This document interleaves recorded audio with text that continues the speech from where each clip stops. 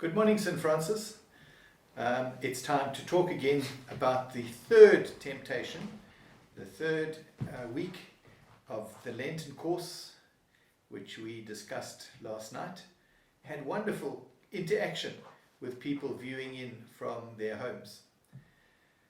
So the third temptation is all about the desire to be powerful. And the story goes like this: the devil led Jesus up to a high place and showed him in an instant all the kingdoms of the world. And the devil said to him, "I will give you all authority and splendor. It's been given to me, and I can give it to anyone I want to. If you worship me, it will be yours."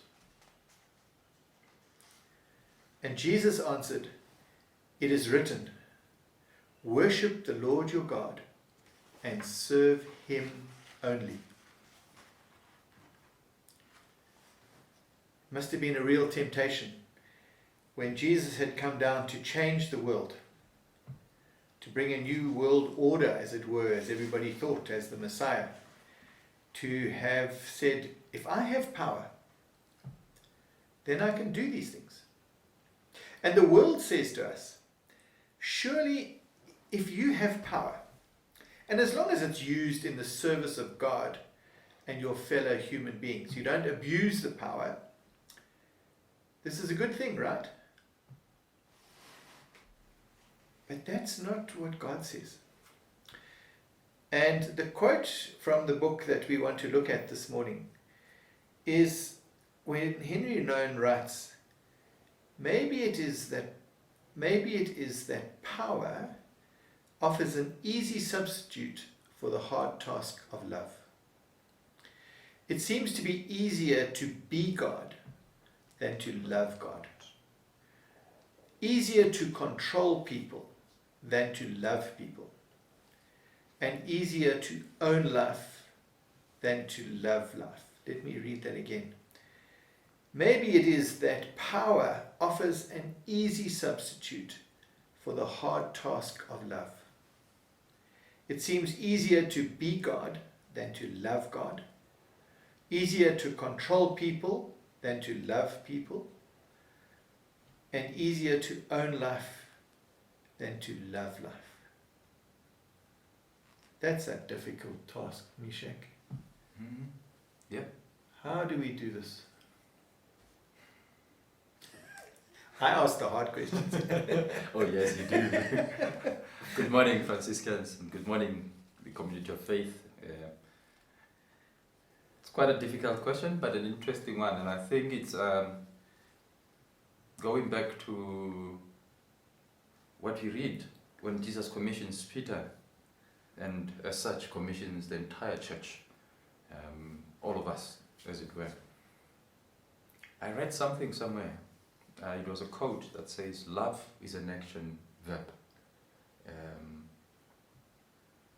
Yeah, love is a doing word. Yes, it's you a doing do word. love. Absolutely. You cannot say just that and there. Yeah. You have to be proactive about it, as it were. And sometimes it says going beyond the next mile.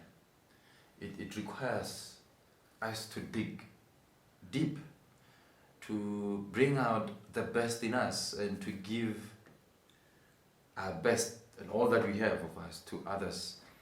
And in terms of the dictates of the world, that is very, very risky. That is making ourselves vulnerable. That is putting ourselves out there. And it reminds me of the words of the epistles where Paul says, he humbled himself, emptied himself, and came to take our place up to the point where he goes to the cross for us. And such is love. And no one calls it first love. Yes. So it's pretty tough one to look at. And as he puts it this way, to control people than to love people, to be God than to love God. Easier to own life than to live life. As we live life, love becomes automatic. It just is part of our nature, not even second nature, but part of our nature. Because Jesus says we love God with everything that we are, and then our neighbor is ourselves. And everything else will fall into place when we do that. So, at the center of it all, it's love. We read in the Gospel for last Sunday, one of the most famous passages, "For God so loved the world." And it was not just God sitting there and saying, "Oh yeah, I love the world." But God took an action, giving His only begotten Son to show this love. And He came and lived and shared our human nature. He felt our pain, sympathized with us. He had compassion. He walked in our shoes. He was one of us, so He knew what we were going through. And I mean, for example, when His friend passed, Jesus cried. One of the shortest verses in the Bible, if not the shortest verse. Jesus cried, or Jesus wept. It shows the love that is God, the love that is active, the love that says, "This is us." One of the bishops of our church once said to us as young priests, said, when you go into priesthood and engage with the people of God, when all else fails, love them. And that has stuck with me throughout, because I think that is bigger than anything. And it takes a lot out of us. Yeah. That is a tough ask. It's a tough task. When all fails, love the people. Yeah. Sure. He goes on to say that powerlessness and humility in the spiritual life do not refer to people who have no spine. Yeah. And who let everyone else make the decisions for them. That's not what it's about. Mm-hmm. It's not about giving up your power. It is about giving up your power, but it's this is the paradox. But it refers to people who are so deeply in love with Jesus. Yeah. Jesus is our first love, as you've mentioned. That they are ready to follow Him wherever He guides them. Always trusting that with Him they will find life and find it abundantly. Mm-hmm. So there's a sense of Christian leaders loving people, giving up the power because they want to do what Jesus wants them to do. Yeah. You're right, there's that element of paradox in it. And Jesus says, in giving up your life, you actually gain it. Yeah. And this is the kind of thing that we find ourselves engaged with. Giving up power, surrendering that power, which the world says, of course, if I look at you and think, Rob is at his weakest, then I can come in and just swoop and be more powerful and take the power that you had upon me. But Jesus says, no, not that way. You actually let go of such things. Yeah. And in that way, you will gain a different power. And I like what one of these young fellows, Luke, said last night when he did that comparison between the power that Hitler thought he had, Yes. and the one that Mandela Yes. had, which when he manifested that was shown in humility, vulnerability, identifying with people and trying at all times to go at their level, which was quite interesting. But Jesus takes it a little bit further. When he speaks to this, he becomes very, very interesting. I mean, he teaches about this all the time. And sometimes he says to us, turn the other cheek. To our world, that's weakness. Yes. Your power has been Yeah. taken away from Yeah. you.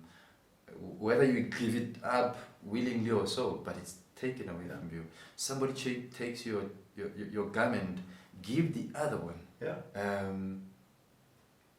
Uh, You've taken my jacket. yeah, Here's another one. here's another one. You've hit me. Come on, hit me again. The other, you know, No, but the world does not say that. No, the world says, hey, show this bloke that you can stand on your own 2 feet as well, and to say, I'm not going to take this from you. I demand some respect. But Jesus says, let's not do it that way. It's like he's saying to us, the same thing that happened when the recognition and the realization that came to the centurion at the foot of the cross, when he eventually said, this is the Son of God.